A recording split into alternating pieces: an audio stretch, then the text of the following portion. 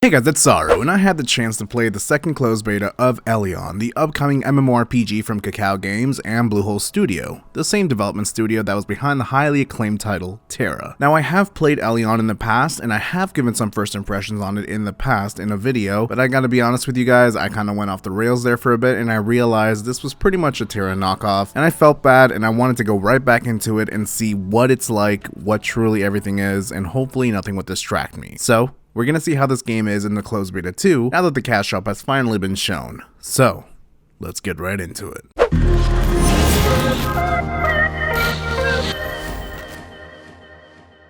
Now first and foremost, when you get in and create your account name, you're able to create a graphic style for you. This is pretty much a filter effect that you can use for your settings for your viewing pleasure. From there, you can actually choose Vulpin or Ontari as the faction for your character. For me, I decided with Ontari. Why? I don't know. Reminds me of Canada. After this, you can create a character, and I have to admit I was a little let down with the frame drops in the character selection alone, along with the graphics and how they looked a bit more, I don't know, outdated for such a modern-ish game. But regardless, you have the Slayer, Warlord class, which could be any race and gender, Elementalist, Mystic, Assassin, which if I might add, it was neat to not be gender locked here as I've been used to it with Bluehole games in the past, and well, Korean games in general. And I will say the Ain or Ein doesn't seem to have any gender, it seems, but I'm not entirely sure. And then finally there's the Gunslinger, which I'll be going with this time around. Now character creation's alright, you can create your character pretty uniquely, but it's not over the top unique. Ultimately there are limitations with your character that you've created, but you can adjust pretty much every section that you want in order for it to be like your own character. Starting out in the game in an alternative reskin Manias core map of sorts, or Channelworks I guess, I started tinkering around with the graphics and it seems that it wasn't on my end, it just didn't look all that great. I thought maybe I had to actually restart the game or something, but no, I was told that this is actually all server side and that it will actually just update on its own.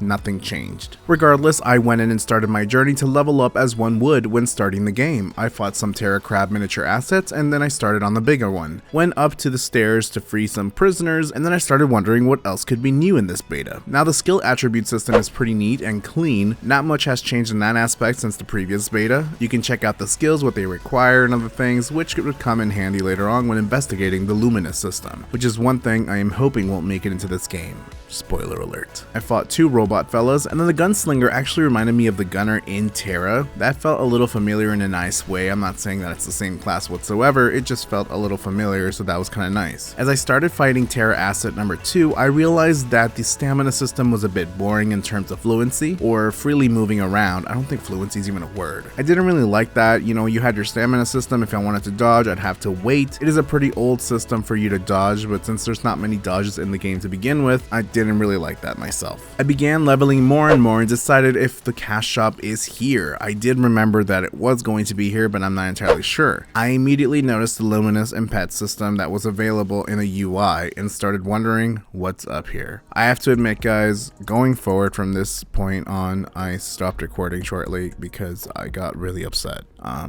So I hope you'll bear with me. I opened the cash shop and I saw the normal buys of rubies, which basically it's just your cash shop currency. I started noticing that you could buy bags for convenience, appearance changes, which is fine. I mean, that's just normal stuff. Character slots, Craftworks, which pretty much works like Black Desert's Murph's palette system, which essentially you can change your character look however you want for 30 days. That was okay. And then I felt like this is going from okay cool to going down a roller coaster ride of hell. Here's where it got weird. You had your death XP recovery scroll, so if you died you could restore your XP that you lost upon death, summoning a general's good NPC, and well, a housing ticket I guess for your housing to speed up the processes by up to 6 hours. This is a mobile game tactic. I've actually had to do this before in other games, even Farmville. Does anybody remember that game? You had to pay to actually speed up the process of processes in the actual farming system. So I didn't like that already.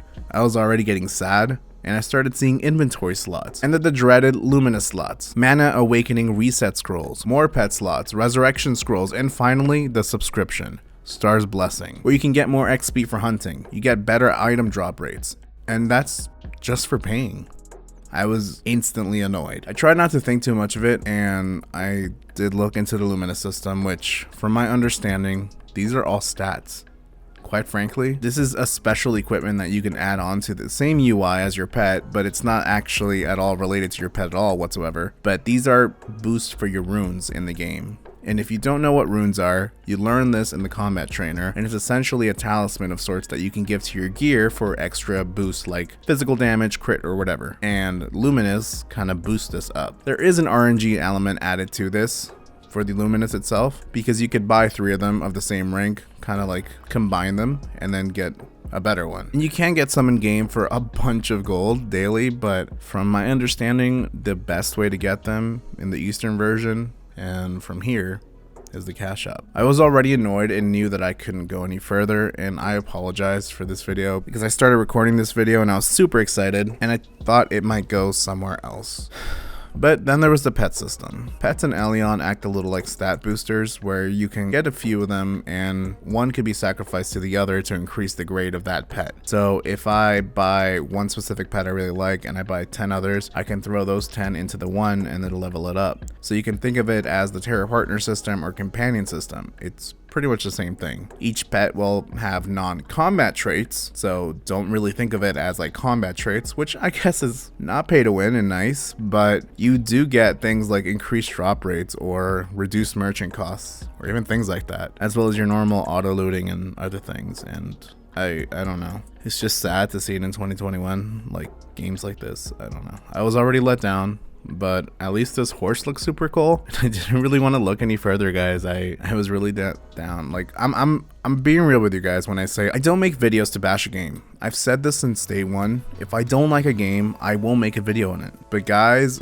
please understand me when I say that I was so hyped for this game ever since 2015. 6, almost 7 years when it was first called Project W. When I learned about the concept behind the scenes, it blew me away and I was completely in love. Again, when it was called Ascent Infinite Realms, and it started changing little things, but I thought this game could connect everyone. It could revolutionize things. And then once again, once the combat and other systems were changed, and the game was changed over to be called Elyon. So I am saddened to see this. Sure, it could change in the future, but I hope you listen to me when I say, knowing the fact that this game is the exact same way in Korea and has been, whether they remove this pay-to-win system here or not, it will make a comeback one way or another.